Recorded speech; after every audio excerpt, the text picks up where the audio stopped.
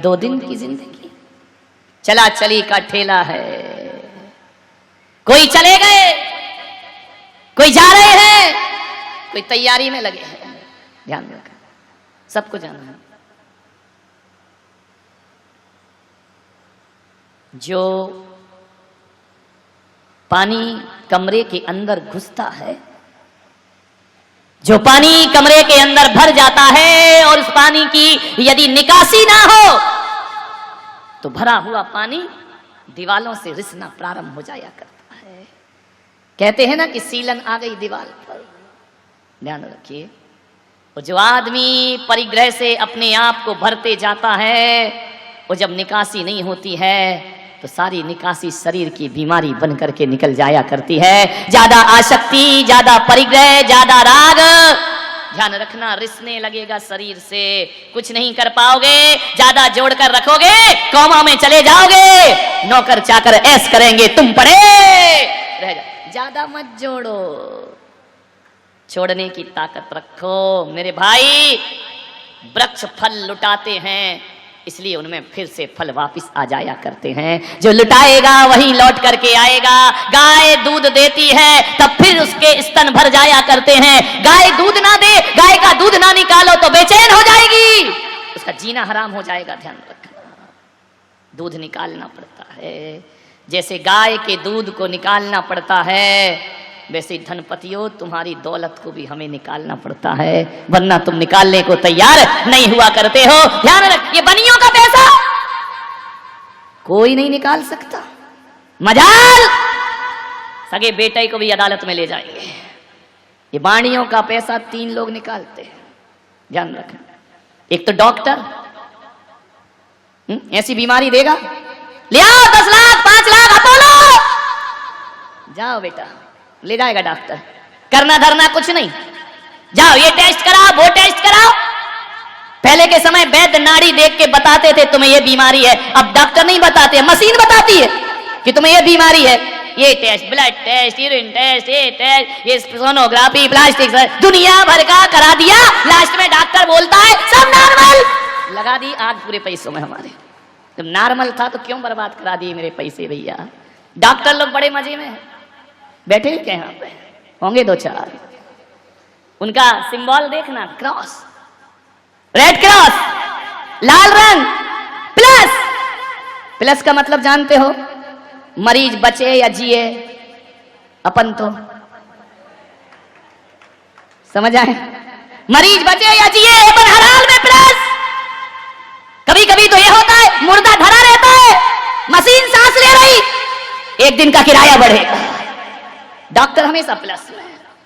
ध्यान रखना, अंदर अस्पताल के अंदर ऑपरेशन थिएटर में बंद, 2 घंटे से सामने वाले वेट कर रहे, क्या हुआ डॉक्टर साहब, चल रहा है, रुको रुको, फीस रखो। ध्यान रखिए, तो फीस रखवा ली, फिर क्या होता है, सॉरी मैं कुछ नहीं कर पाया। तो कर क्या रही थी तुम भीतर, क्या कर रहे थे तुम भीतर दरवाजे लगा के। बेचारे सभी डॉक्टर ऐसे नहीं होते, 2-4 तो होते हैं, 100 में 90 बेईमान, फिर भी मेरा भारत महान। अच्छे डॉक्टर भी हैं दुनिया में, नहीं तो सारे डॉक्टर मेरे खिलाफ जाएंगे। अच्छे डॉक्टरों को आशीर्वाद, बुरे डॉक्टर को नोट। विचार करिए, ज्यादा मत जोड़ो, इंसानियत की हत्या मत करिए, इंसानियत से खिलवाड़ मत करिए। भगवान महावीर कहते हैं कि ज्यादा परिग्रह नरक गति का कारण है।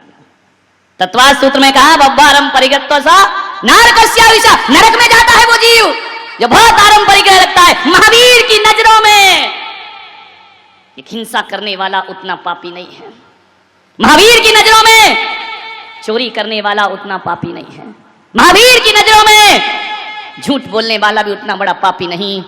भगवान महावीर की नजरों में परिग्रह जोड़ने वाला सबसे बड़ा पापी हुआ करता है, उससे बड़ा पापी दुनिया में कोई नहीं हुआ करता। परिग्रह सबसे बड़ा पाप है, मूर्छा परिणाम नरक गति के कारण है। ध्यान रखिए, सबसे खतरनाक पाप। वायरे हम महावीर के पूजने वाले, बड़ी मजे की बात है, किसी ने किसी की हत्या कर दी तो हम उसे अपने पास नहीं बिठाएंगे, हत्यारा है दूर रहे, पापी है, हिंसक है, मांसाहारी किसी ने चोरी की तो चोर के साथ उठना बैठना पसंद नहीं करते, झूठ बोलने वाले पर विश्वास नहीं करते, कामुक व्यक्ति पर हम दूरी बना करके रखते हैं, 4 पाप करने वालों से हम बचते हैं। क्या बात है कि 5वें पाप वालों से दोस्ती करते हैं। विचार करिए, देखना, सोचना। जबकि महावीर कहते हैं सबसे बड़ा पाप तो परिग्रह है, परिग्रह से बड़ा पाप कोई नहीं। लेकिन बड़े मजे की बात है कि परिग्रहों के साथ सब कोई बैठना चाहे। ये कौन है? बड़े आदमी, पैसे वाले। परिग्रह के साथ हम कॉलर ऊंची करके बैठते हैं।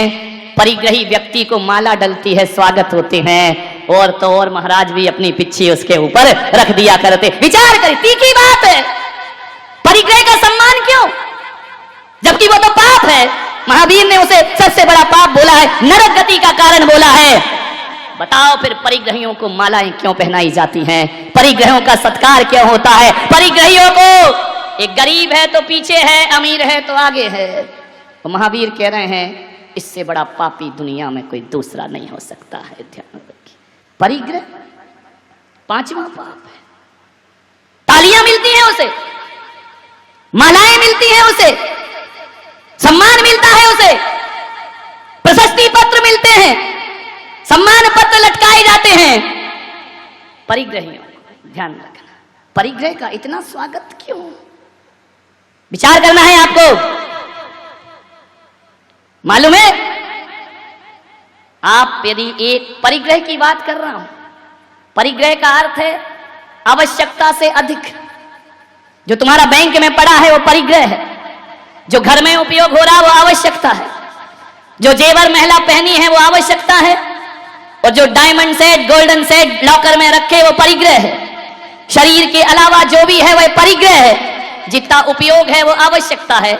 विचार करिए आप, 1 रुपया होता है भारत का, उसकी कीमत क्या है? 1 रुपये की कीमत क्या है? बोलो।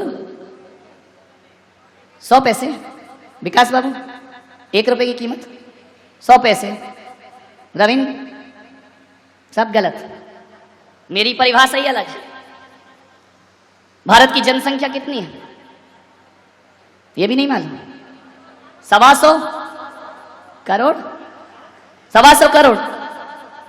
समझना, मेरी नजरों में 1 रुपए की कीमत 100 पैसे नहीं होती है। मेरी नजरों में 1 रुपए की कीमत 125 करोड़ रुपए हुआ करती है। ध्यान रखिए, भारत का 1 रुपया 125 करोड़ उसकी कीमत है।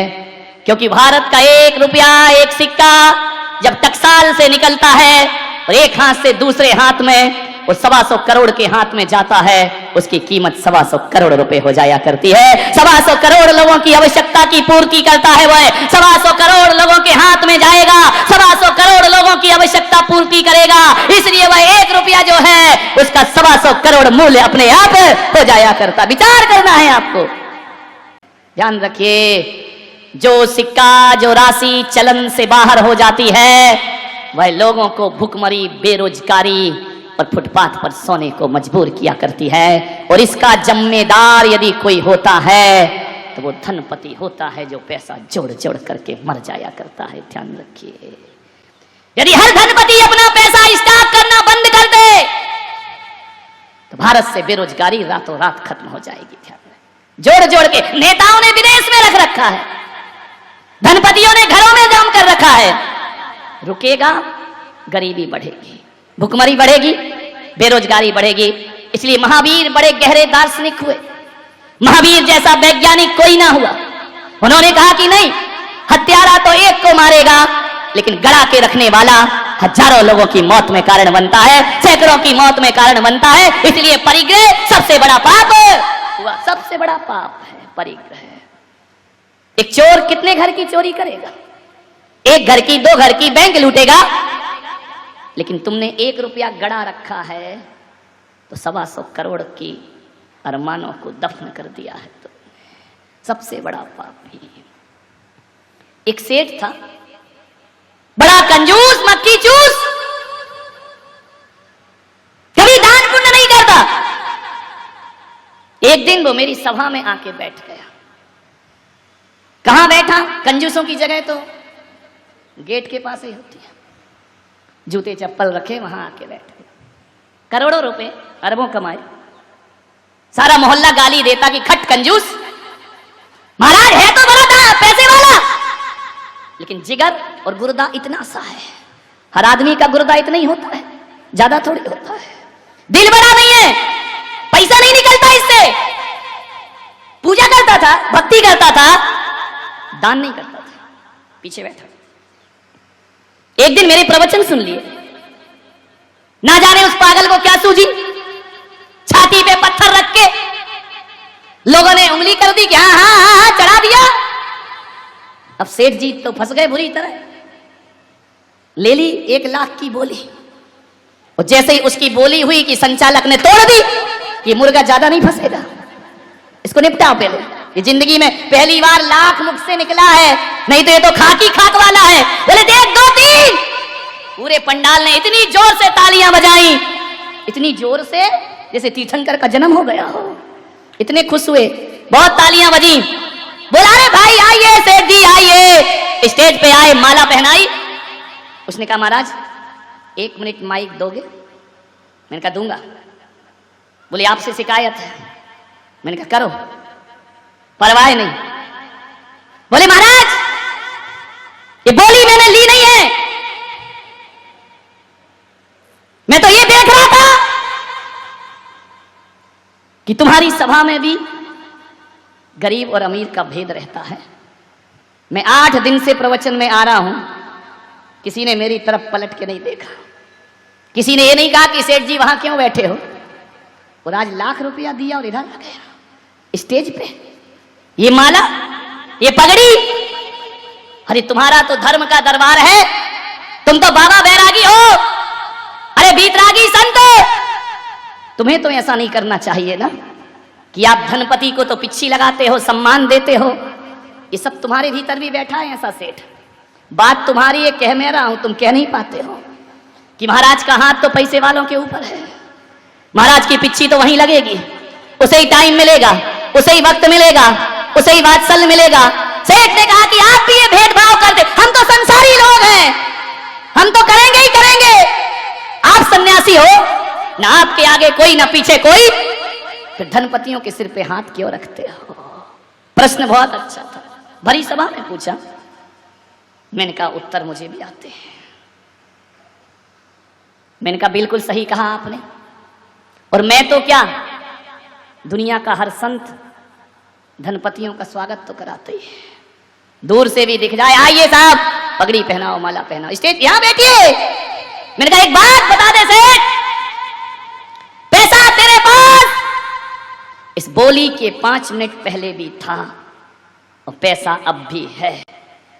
बोल 5 मिनट पहले तुझे कोई देखता नहीं था, तेरी तरफ नजरें नहीं करता था, 5 मिनट में कहानी बदल गई। यही लोग ताली बजाने लगे, यही लोग तेरा स्वागत करने लगे। मैंने कहा सेठ सोच क्यों हो रहा है ये स्वागत? तेरे पास पैसा है इसलिए स्वागत नहीं हो रहा, पैसा तो 5 मिनट पहले भी था, तूने पैसा छोड़ा है इसलिए तेरा स्वागत हो रहा है। ध्यान रखिए, पैसा रखने का स्वागत थोड़ी है। तूने जिंदगी में पहली बार त्याग का भाव बनाया है, और संत की सभा में यदि स्वागत होता है तो तुम्हारी भरी हुई तिजोरियों का नहीं होता, तिजोरियां जो परोपकार में लगती हैं उसमें संत की सभा का स्वागत होता। यदि ये नहीं देता तो तेरा स्वागत नहीं होता, त्याग से स्वागत हुआ है। मैंने कहा सेठ लाख रुपए छोड़ा है तो यहां बिठा दिया, अरे पूरा छोड़, तुझे वहां बिठाने की ताकत रखता हूं। महावीर का दर्शन, महावीर का चिंतन, महावीर की सोच, ये पूरा छोड़ दे, तन के कपड़े भी छोड़ दे, यहां बिठाने की बात तो छोड़। महावीर कहते हैं कि सिद्धालय तेरा इंतजार कर रहा है, ये परिग्रह छोड़, मोक्ष तेरा इंतजार कर रहा है। और अभी तू जिस पैसे को जोड़ता है, जा पहले मोक्ष में जाकर रह, सारी दुनिया अपनी झोली तेरे सामने फैला देगी। जा, कौन कहता है कि परिग्रह का सम्मान है? परिग्रह का कोई सम्मान करता है? सम्मान तो अपरिग्रह का। आज तेरी जिंदगी में 1 लाख अपरिग्रह की भावना जगी, उस अपरिग्रह ने तुझे माला पहनवा दी। ध्यान रखना। एक साधु था, उसके साथ एक नया नया सन्यासी बन गया जोगी। एक दिन कमरे में बैठकर नोट गिन रहा है। दान दक्षिणा ली 11,000, 20,000, 25,000। वृद्ध साधु को अच्छा नहीं लगा। उसने कहा कि तू पागल है क्या? जिस दौलत को हम लात मार के आए हैं उसे तू कमरे में गिनता है?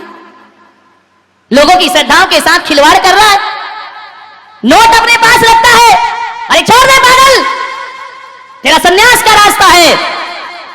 जानते हो, उस युवा सन्यासी ने कहा कि बाबा जी, ये प्रवचनबाजी स्टेज पे करना, बाप बड़ा ना भैया, सबसे बड़ा। तो बोले बाप आप तो तू छोड़ आया। बोले टका हरता, टका करता, टका मोक्ष प्रदायक, बिना टका के तो मोक्ष भी नहीं मिलता है। बाबा कल की रोटी का जुगाड़ नहीं होगा। तुम बूढ़े हो, मैं जवान हूं, मैं आज की दुनिया को जानता हूं, पैसा बहुत जरूरी है। बूढ़े ने कहा चलो छोड़ो, दुष्ट बुद्धि का है, एक दिन संभल जाएगा, छोड़ो, अवसर दिया, कोई बात नहीं। एक दिन बूढ़ा सन्यासी और जवान सन्यासी जंगल से गुजर रहे थे। रात घिरने को आई, सांझ ढलने लगी, गोधूली की वेला। बूढ़े सन्यासी ने कहा कि रात बहुत हो रही है, ये नाव वाला चला रहा है नाव, पूछ उससे हमें उस पार कराएगा क्या? उसने कहा अभी पूछता हूं।